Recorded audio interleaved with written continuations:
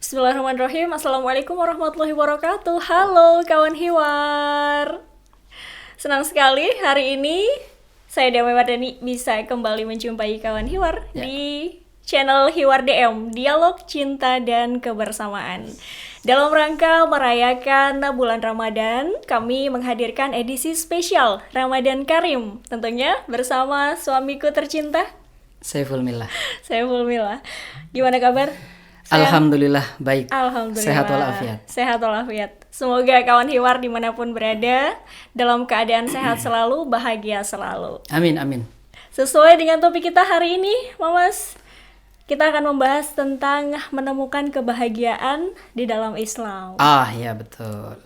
Adik ini sering sekali mendengar kalau untuk memperoleh kebahagiaan kita harus mencapai sesuatu, mau itu harta yang berlimpah, ya, jabatan yang tinggi, Ya. pendidikan yang tinggi dari kampus yang terkenal, Ya.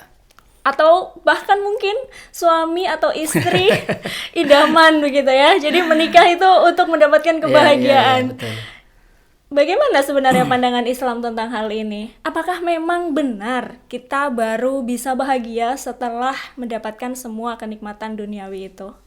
Ya, menarik sekali tentang kebahagiaan ya. Karena siapa yang ketika dia hidup kemudian tidak ingin bahagia? Saya Betul. kira semua kita ingin berbahagia ketika kita hidup di dunia ini begitu. Nah, akan tetapi ada pertanyaan yang sangat mendasar.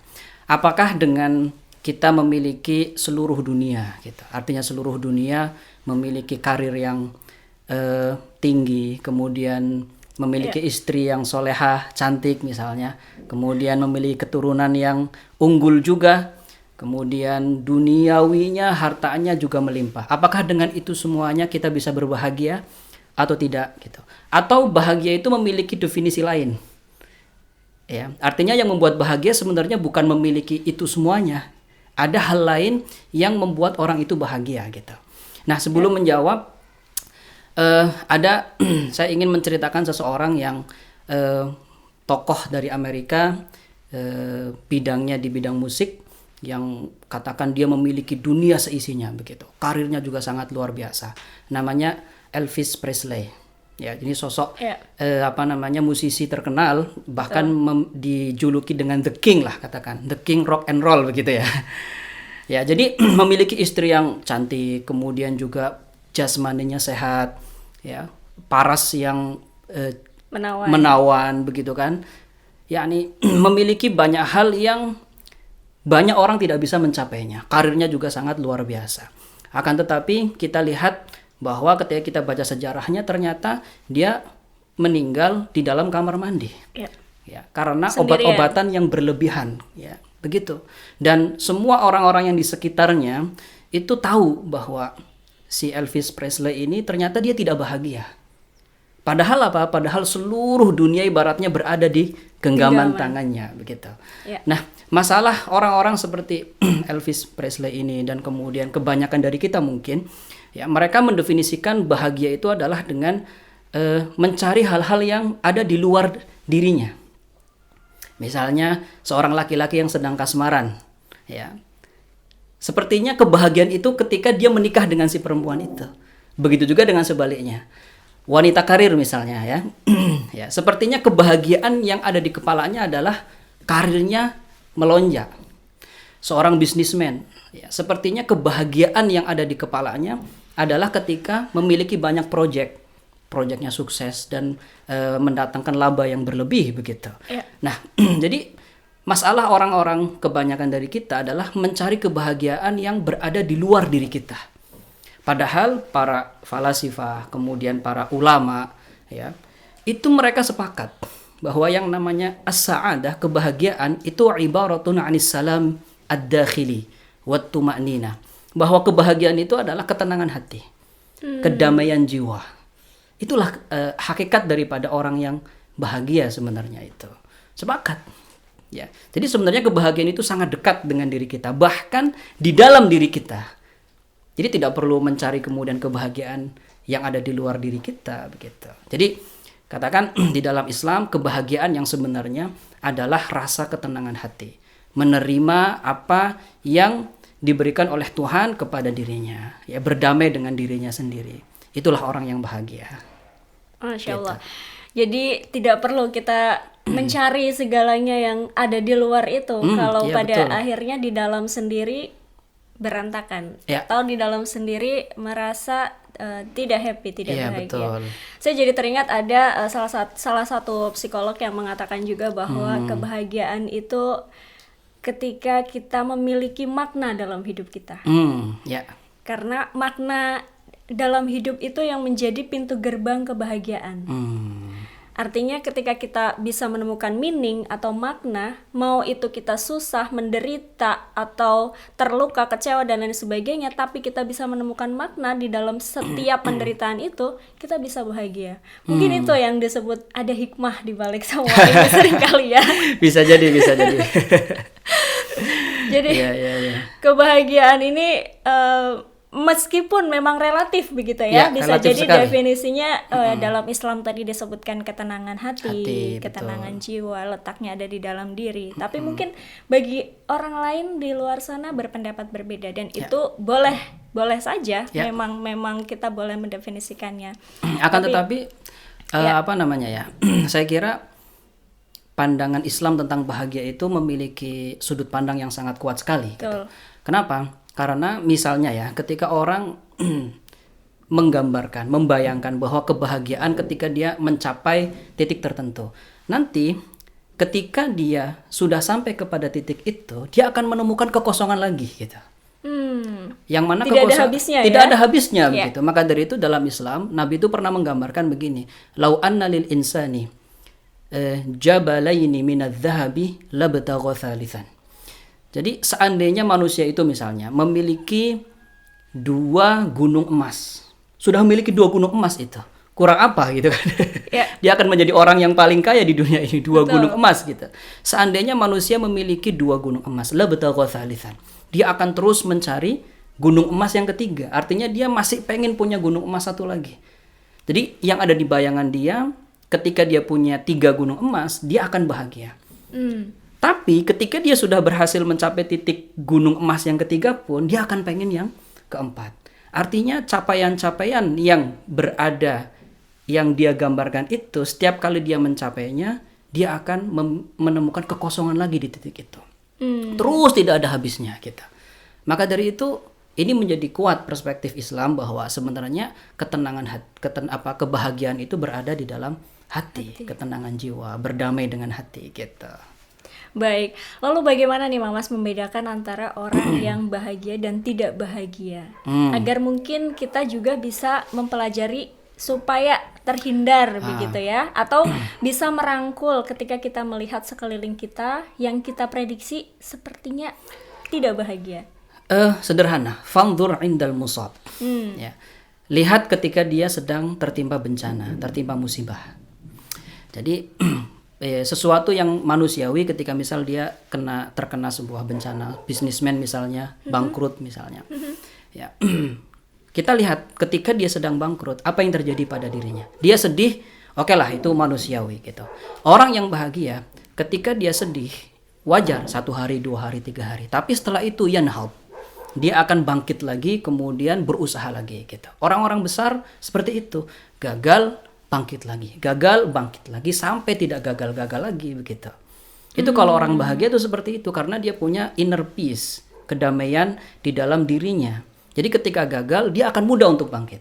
Berbeda dengan orang yang tidak memiliki inner peace, kebahagiaan itu. Ketika dia gagal, ya dia akan sedih, yaktaib, kemudian wayarji ilal mukhaddarat. Dia akan kembali kepada obat-obatan.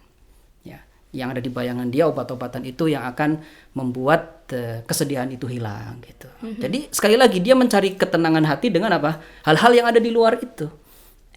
Meminum obat-obatan dan lain sebagainya. Padahal dengan dia misalnya berdialog dengan dirinya 1 hari, 2 hari, itu akan sembuh insya Allah. Gitu. Ya, sepakat sih. Di ilmu psikolog juga salah satu elemen kebahagiaan itu salah satunya adalah positive emotion atau emosi positif. Emosi yang ketika misal kita down, kita di bawah, itu tidak lantas terjerembab selamanya, tapi ada sisi di mana kita juga punya kemampuan untuk menaikkan.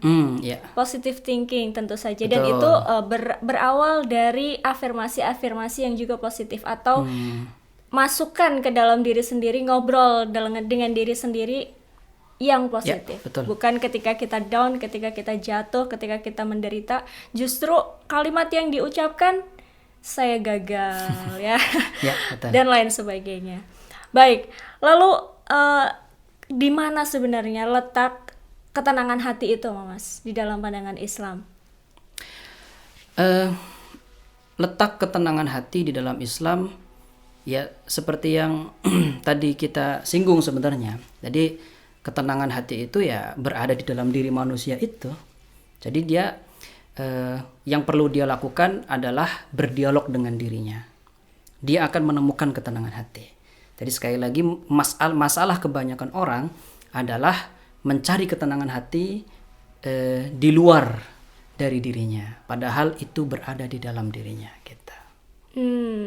Ya pantas saja kalau kita juga mengetahui bahwa ada ungkapan yang mengatakan ketika seseorang mengenal dirinya, dia akan mengenal Tuhannya. Betul. Karena dari situ sumber sebenarnya ya, kita bisa melihat bagaimana Tuhan mengasihi kita dan lain sebagainya ketika kita melihat ke dalam diri kita. Ya, betul. Oke, terakhir mungkin ya Mas, Okay. tips untuk bisa senantiasa berbahagia dalam keadaan apapun. Ya, tips untuk senantiasa berbahagia dalam keadaan apapun, saya kira yang pertama,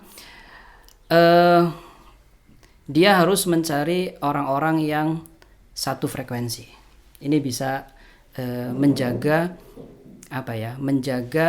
cara berpikir dia dan bisa menjaga ketenangan hati dia gitu. Jadi ya, kalau di dalam konsep Islam ada namanya suhbatus sholihin. Ya, berinteraksi dengan orang-orang yang soleh begitu. Jadi ya, energi positif itu akan menular gitu. Jadi untuk menjaga kebahagiaan, ketenangan hati, hendaklah kita sering berinteraksi dengan orang-orang yang soleh. Sebagaimana ketika saya sering berinteraksi dengan penjual minyak, saya akan ketularan bau harum dari minyak itu. Pun ketika saya selalu berada di samping orang yang misalnya hariannya berada di dapur, di depan api, masak dan lain sebagainya, pun saya akan ikut tercium bau itu, ya kan?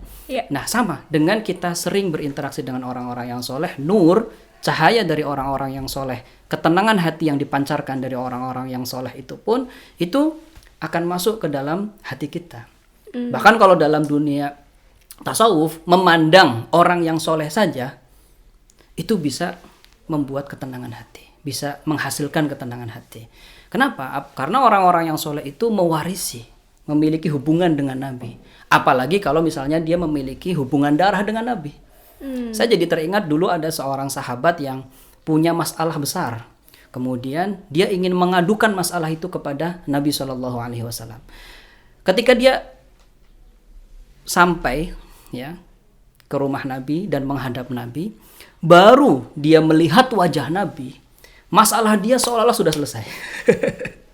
Jadi langsung dia merasa hatinya itu sudah plong, sudah selesai masalahnya. Itu belum diadukan, itu baru melihat wajah Nabi. Baru melihat wajah Nabi saja, dia sudah merasakan ketenangan hati. Nah, para sahabat melihat wajah Nabi. Ya, kemudian wajah para sahabat dilihat oleh para tabi'in. Wajah para tabi'in dilihat oleh para tabi'in dan para pewarisnya, para ulama, hingga orang-orang yang soleh yang berada di sekitar kita sekarang, mereka mewarisi nur nubuwah, cahaya kenabian, sehingga ketika kita berinteraksi dengan mereka akan memancarkan ketenangan hati. Baik, luar biasa. Ini mengingatkan saya juga nih Mas, dalam bidang sosial, kita sebagai makhluk hidup, makhluk sosial tidak bisa hidup sendirian. Ya, betul. Artinya relationship atau hubungan interaksi sosial itu menjadi faktor penting dalam berbagai hal, termasuk mencapai kebahagiaan. Dan memang benar, banyak riset yang membuktikan ketika interaksi sosial dengan orang lain itu baik, bagus, itu tingkat stresnya jauh lebih rendah. Betul. Apalagi ketika dia bisa berkontribusi untuk masyarakat sekitar, itu salah satu tanda mental yang sehat. Mental yang bagus begitu ya. Ketika tadi disinkronkan, ternyata memang relasi dengan ulama, dengan tabi'in dan seterusnya apalagi di zaman Rasul juga dicontohkan, itu membuat kita semakin paham ya bahwa interaksi sosial yang baik dengan sesama menjadi salah satu kunci juga untuk mendapatkan kebahagiaan. Terima kasih Mas Ya, atas sama-sama. jawabannya. Baik kawan Hiwar, sampai di sini perjumpaan kita. Insya Allah kita akan ketemu lagi di episode yang lain. Insya Allah. Assalamualaikum warahmatullahi wabarakatuh.